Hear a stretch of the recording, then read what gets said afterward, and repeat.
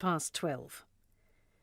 The US president says he won't shut down the American economy again if the country's hit by a second wave of COVID-19. Donald Trump's comments come as all 50 states begin to reopen. Nick Harper reports from Washington. President Trump said he was confident the US would be able to put out the fires of possible future cases, but made it clear we're not going to close the country. He's been angered by the speed of reopening in some states, pushing governors, in particular Democrat ones, to speed up plans that he felt were too slow, despite warnings of a spike in new infections.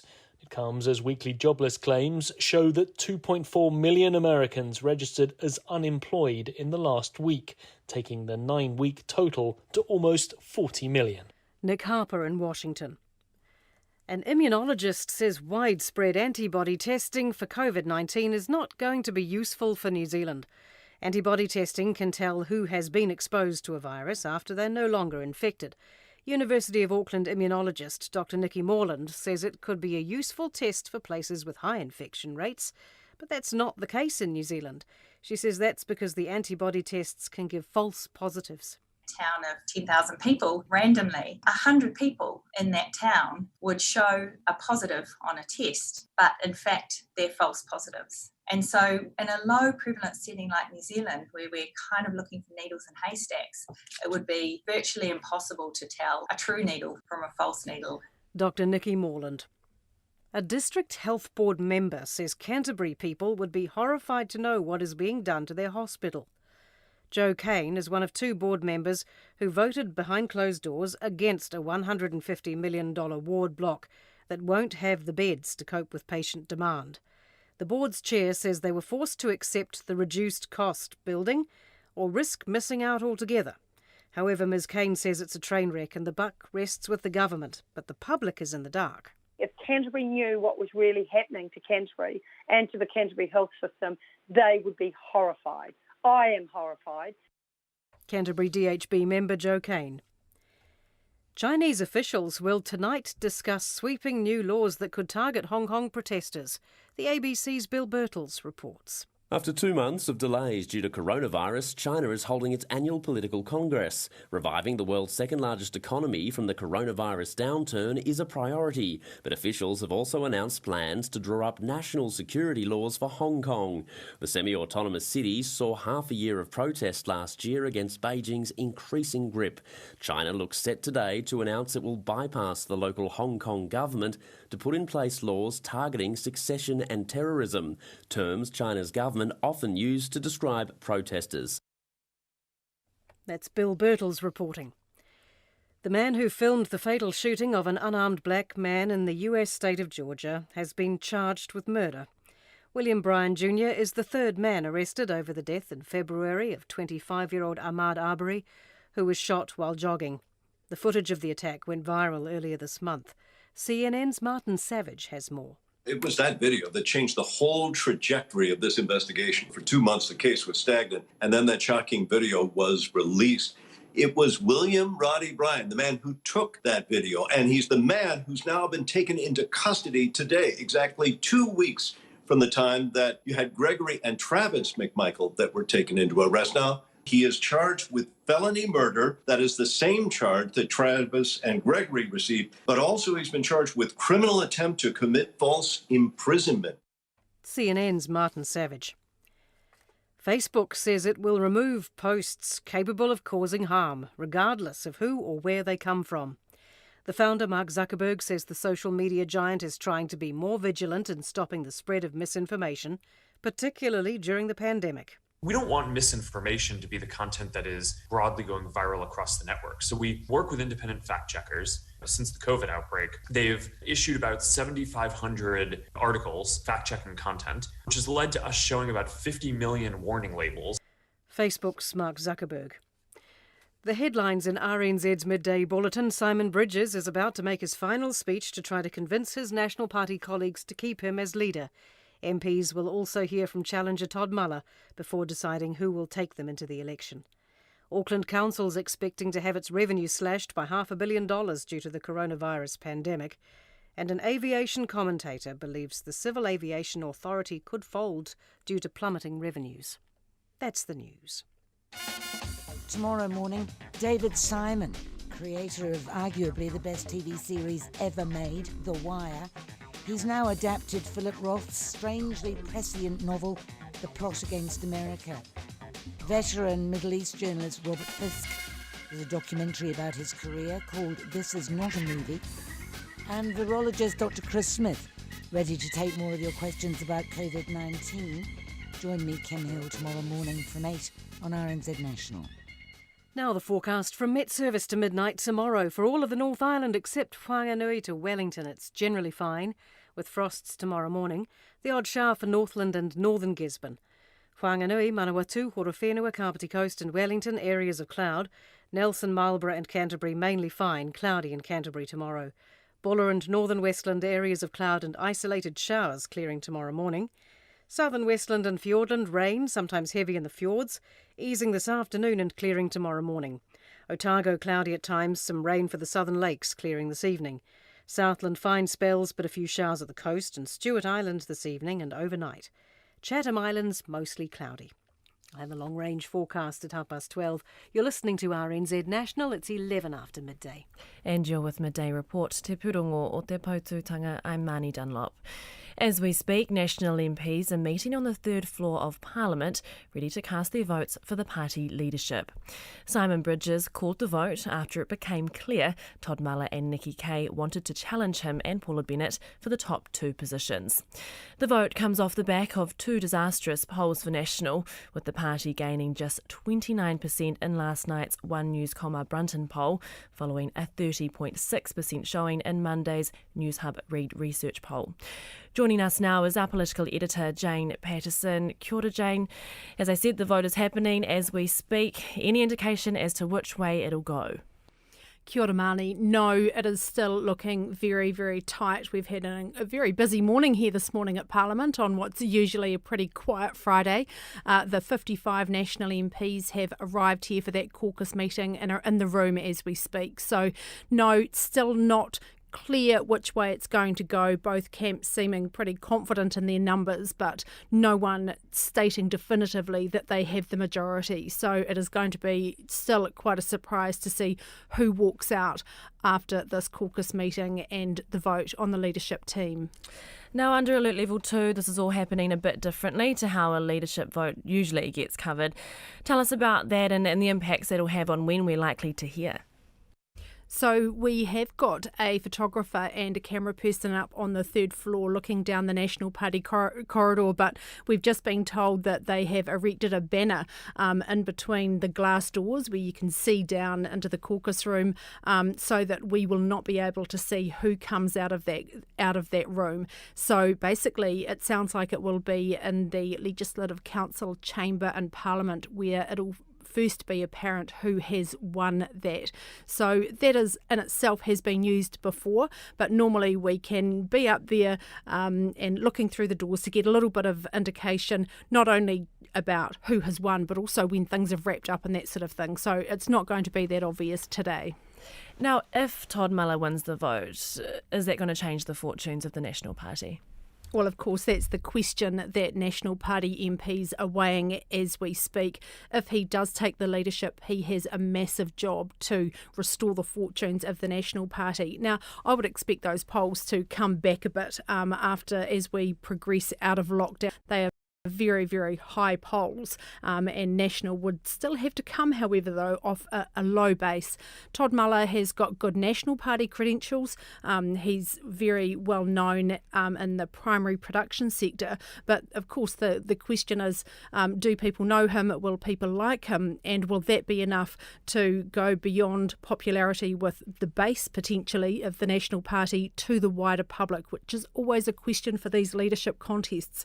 Often we have MPs who might be popular with party members and or the caucus, but whether that translates or not, that will be his role to convince MPs that he can in fact make that happen. Indeed. Thanks for your time. That's RNZ's political editor, Jane Patterson. And of course, we'll cross back to our team in the gallery as soon as there's a result in that vote.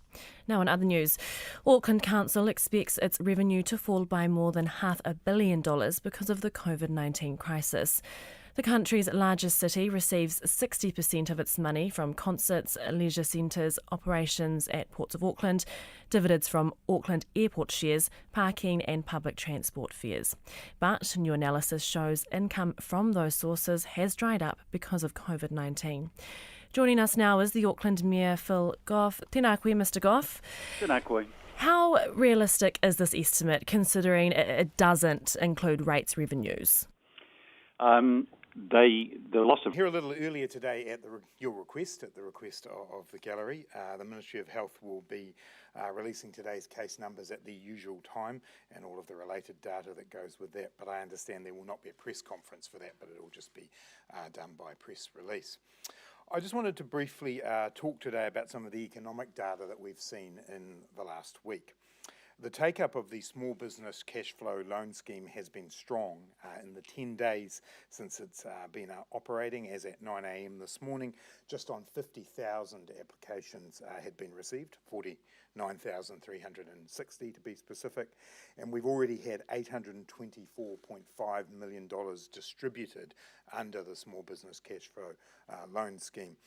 This shows that this scheme is both necessary and is meeting need, and I expect the number of applications to continue to grow. We're also seeing increased economic activity at Level 2. Total retail spending in the week of the 17th of May, which was a mixture of both Level 3 and Level 2, was 11% below 2019 levels. Now, while this is obviously still less than normal, it's a significant pickup from the 90% reduction we saw in retail spending in the April and May periods. Traffic volumes for both light and heavy traffic are now close to returning to normal, and I expect by next week they will in fact be back to normal. Electricity demand is now back at those levels that we have seen pre-lockdown after climbing steadily through Level 3 as well. So all of that indicates that under Level 2 we are seeing that increased economic activity that we expected. We have continued to see an increase in the number of people going on to the job seeker support, with 1,606 people coming onto it last week.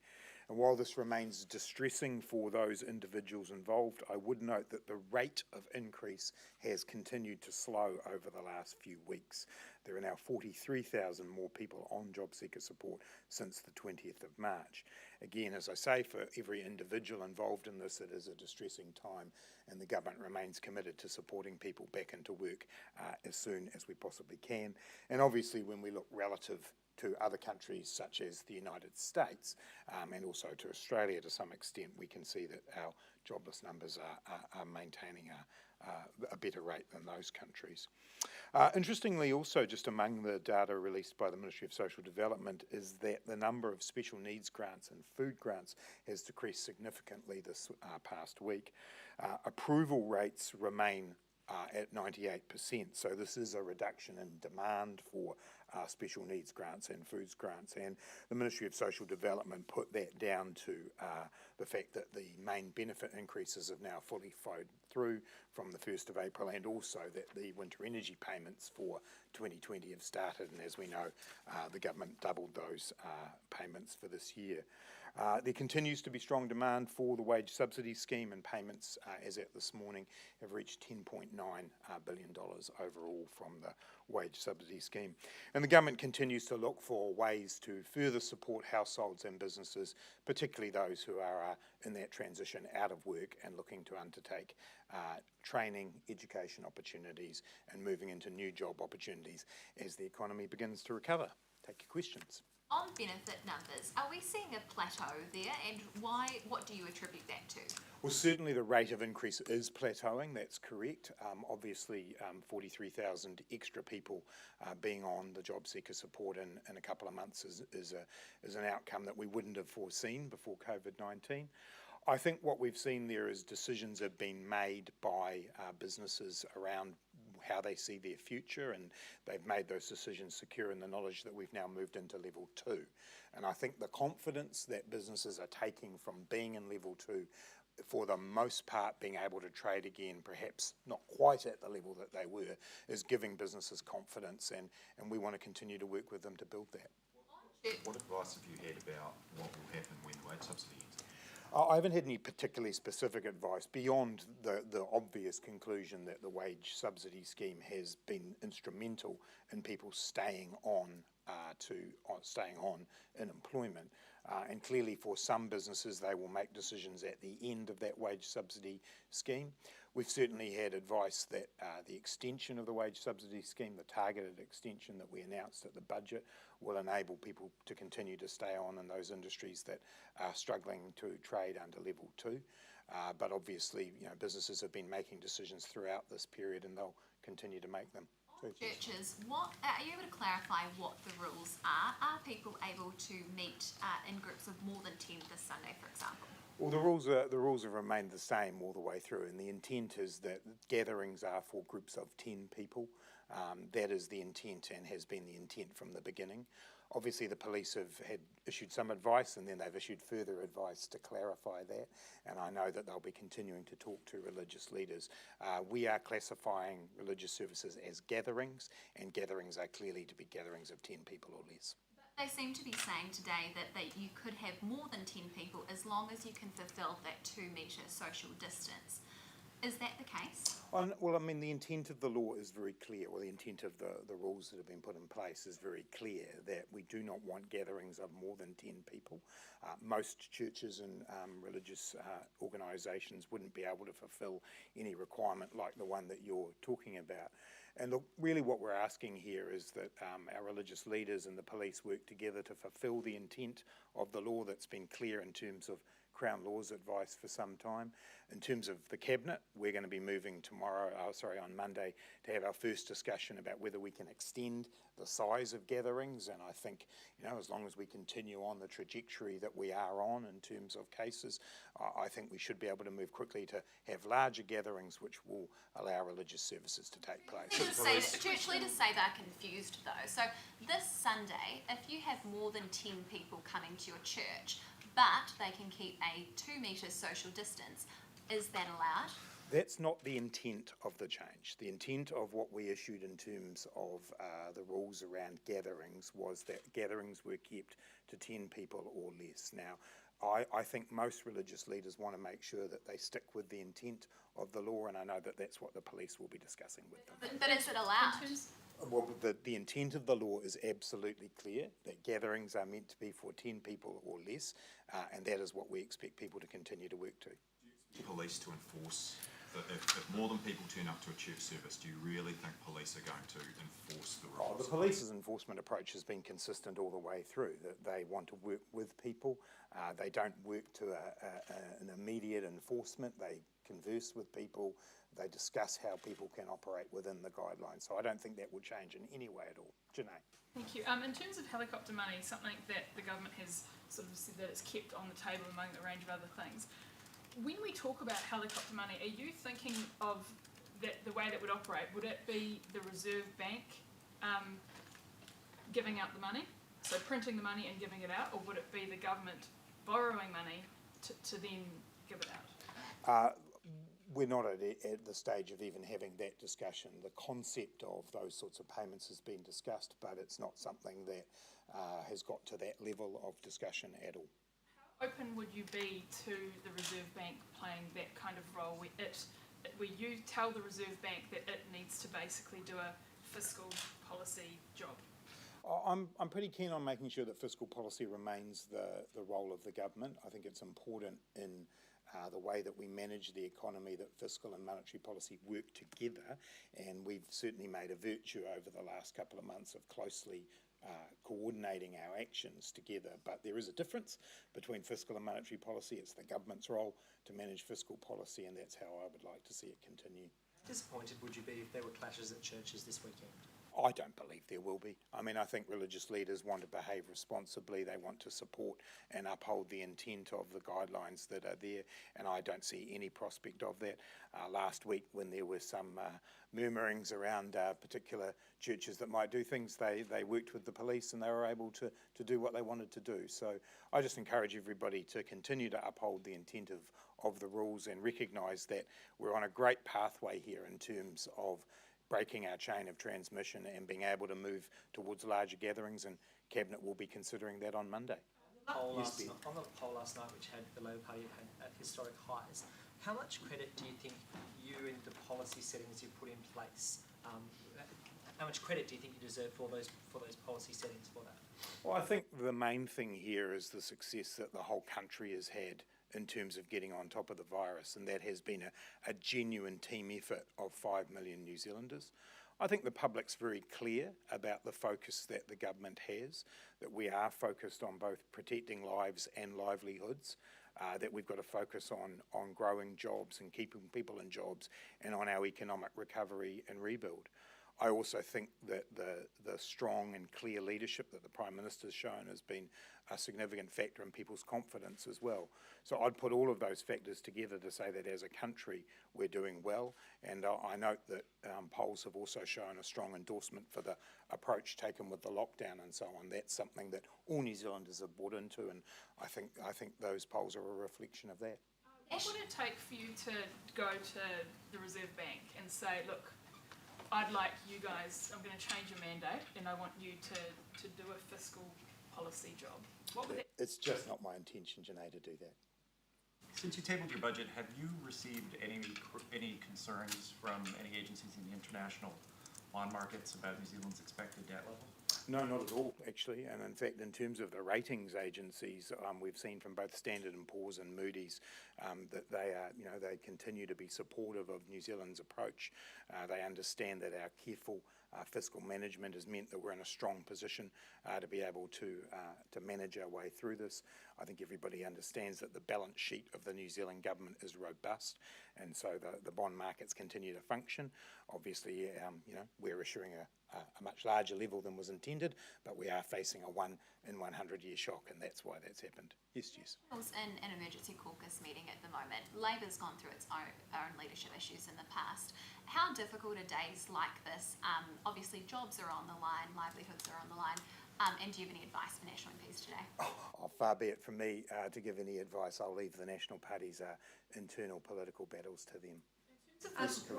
What support as a government can the government offer businesses and commercial leases who can't make their rent payments? Well, obviously, within the Small Business Cash Flow Loan Scheme, one of the reasons for setting that up was because we recognise that there is significant fixed costs that businesses face that they may not have been able to generate revenue for, and I'm certain that many of the 50,000 businesses who've taken that up will be using that in terms of their rent payments. Beyond that, obviously, we've put in place the regime so that people can't be evicted. Most businesses around the country have the clauses in their leases that meant that if they couldn't occupy, they were entitled to some remission, and the feedback we're getting is that by and large that is working out well. As we've discussed previously here, there is ongoing work in the government to what more we can do. You're not ruling out helping those people? I'm not ruling out further initiatives within this space. It is tricky, as both the Prime Minister and I have discussed here before, that it is a relationship with landlords and tenants, and we have to bear in mind the interests of both parties. The power balance there isn't always as it appears. Sometimes you have a large multinational as a tenant and a smaller business landlord. Sometimes it's in reverse. We continue to work on how we can best support that. But by and large, I think those issues are being resolved by tenants and landlords. Well, the small business loan scheme, obviously the uptake's been really big. Are you considering A, extending the time frame for applications, and B, extending the scope of that scheme so that slightly larger businesses can do it as well? So we will review the time frame a little closer to the time, just to assess whether or not we do need to extend application time frames. It was done because we just wanted to make sure people had a window where they knew they could get it and they could apply for it. So we'll have another look at that. I think it's open until the 12th of June for applications, so there's a wee way to go before that. In terms of changing the criteria, no, we don't have any intention to do that. I continue to monitor the broader business finance guarantee scheme that we worked out with the banks earlier on to ensure that's fit for purpose for those medium-sized businesses. And I do think, we continue to look at that. The uptake of that, I don't have the exact numbers with me today, but I understand it's a little better than it was. And the advice I continue to get is that there is a belief that there'll be more interest in that scheme further down the track as businesses are more certain about the outcomes from level 2 and level 1, but no intention to change the criteria of the small business scheme. How well do you... Sorry, can I just do a quick follow-up on that? Yeah. The Business Finance Guarantee Scheme has been broadened a lot. How can you broaden that more? Oh, look, there's always ways of doing that, and we're working closely with the banks on what works. But I'm more thinking of it from the perspective of a medium-sized firm, and one example would be the amount that would be able to be borrowed. It's capped at 500,000 at the moment. That would be one example. I'm not saying we're going to do that yet, but it is one way in which you could change the scheme. How well do you know Todd Muller, and what's your impressions of him? Oh, look, I'm not particularly well, and that's not surprising, and given the fact that we're in different political parties. I have a tiny bit of history with him back in student politics a long time ago. But, those are matters for the National Party to decide who they want to lead them. Like that then? Oh, as I say, it was a long time ago, and I would never claim to know him well. Who do you think will lead the party in the general elections? I was going to ask you to go on about the university days. No, look, it was a long time ago. Sure. No. General elections? Oh, look, that's simply a matter for the National Party. Their internal political battles are ones for them to talk about. Sorry to ruin the fun. In terms of the Business Finance Guarantee Scheme, have banks told you that they'd be more willing to lend if the underwrite from the government was larger? No, that's not actually a particular issue that they've raised with us. Obviously, the operation of that scheme is one where it relies on the banks to make the decisions. We've underwritten it to the 80% level. That's much bigger than it was in Australia, where it was 50-50. So no, that's not an issue they've raised with us. I think the main comment that people have made is that they believe that as people get a greater understanding of the impact of COVID-19 on their business, how level 2 works, how long we're going to be in it, it's likely that they'll then be in a position where they feel more confident to take up a loan such as that. That's the main feedback that we've been getting. Is there any consideration to perhaps make some or part or all of the loan forgivable? The Business Finance Guarantee Scheme loan. All the small business ones. I mean, No, there's not. I mean, we've set particularly the small business scheme, we've set that up in such a way that we believe that actually it is going to work well, and that we'll have a process by which we don't believe we'll have to go far beyond the projections we already have on what may not be paid back. That's because it's interest-free for the first year. No payments for the first 2 years, and 3% for a 5-year term is a pretty good deal. Benefit numbers, you mentioned they are plateauing, but then in the budget you expected unemployment to get to almost 10% by next month. Those two things don't super seem to correlate. Oh, no, they do, because we're all still, right around the world, countries are still coming to terms with what the full impact of COVID-19 will be. And so those projections in the budget take us out many months, and they reflect the forecasts of the Treasury and others about the further impacts that are come. I think what you've seen now is there's some stabilisation as we're moving into level 2, but obviously there's much more water to go under the bridge in terms of the impact of COVID-19 on the economy. I'll just take a couple. Yes. How closely are you watching the English loan guarantee scheme? Because on the face of it, it's evolved a similar way. It started out as an 8% guarantee, fell over, then the government increased it to 100%. Are you watching that example, and do you see some similarities in the success or the lack of success they've had? I keep a close eye on all of the initiatives that have been implemented around the world. There's the Australian scheme as well, similar to the UK one. We've already moved, in a sense, by putting in place the small business cash flow loan scheme. That was part of our response to seeing how various schemes were running, to make sure that we had the ability to target those businesses of 50 or less. And so around the world, different schemes are operating in different ways. You've got to see them in the wider context of all of the initiatives we're doing as well. The fiscal stimulus that we've put in place, the work we've done in the tax system. So no country's directly comparable, but certainly we continue to evolve the scheme just as we have all the way through. On sport, regular sport segment. Glad you got it in. Yes, happy to. Next year is obviously a historic year for sport in New Zealand and America's Cup, Women's Cricket World Cup and Rugby World Cup. You can't guarantee that any of those events will take place next year as we stand in, can you? We're working towards all of those events taking place, and I think that's the best way to do it. All of the tournaments and the regatta, the organisers have contingency plans in place. And obviously we all work towards the goal of them happening. If we have to make changes to formats or the way they're organised, then we'll do that. Nobody can make any guarantees when it comes to COVID-19. We all know that. The full impact is still being felt, but the planning and the preparation for those events continues. Two women's tournaments, they're obviously governed not by this government but by World Sporting Tournaments. I mean, how will you be doing everything you can to ensure they run, or are you very open to changing them? What's your position? We're 100% committed to both of those tournaments. The New Zealand government's involved in the financing of both of them, and so we've got a strong interest not only in the tournaments and the sport, but also in making sure that the activity around them happens. Of course, as we all adjust to COVID-19, there will need to be changes to particular ways that we do events, and if that's needed for those events, then we will certainly follow up on that. Couple more. Yes, go ahead. Ahead of Cabinet on Monday around the gatherings rule, what particular data will you be taking into consideration, and will you be keeping a close eye on what happens over the weekend? Look, we'll be taking the advice from the Ministry of Health as we have done at each time we do a reassessment, and clearly the data that we all know about, which is around cases, around making sure that we don't have community transmission, they're all important. And yes, the whole reason for doing it the way we do is to take the very latest data that we possibly can get, and we'll get further updates on Monday morning before we have Cabinet. The end of Ramadan played any part in your thinking around religious services and restrictions? No. Okay, thanks everyone.